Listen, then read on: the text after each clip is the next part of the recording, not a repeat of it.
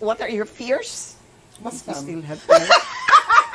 Tell me about the scam. Ito, tina-target nila talaga mga retirees.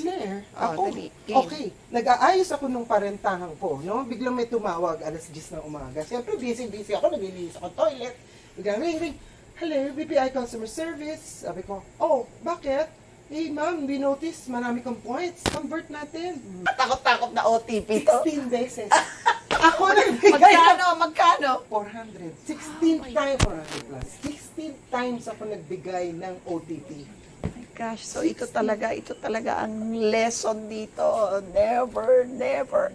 Kasi, yung style na yon, feeling ko, insider, kasi alam ang credit card points, alam ang pangalan ko. Tapos sabi nila, ma'am, hindi ko mag-file kayo ng case. Bawat tawag ko naman, ma'am, hindi na ho natin makahabol yun. Ay, hindi mo na nabalik? Hindi. Kasi fault ko daw, because I gave my OTP. Sabi nila, didn't you see our warnings? You're not supposed to give the OTP. Sabi ko, di ba ganyan? Di pag tumawag ka sa customer service, may sasabihin sa'yo, can you please read to us the number we gave you?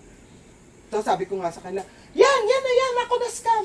Ma'am, pinadala ho namin tipin, hindi po OTP. Mali ko ako tipin o OTP. Pareho, it's all scams to me. So now, minsan tumitatawag kay Muji, yung friend ko, may tumatawag pa lang, baba mo yan!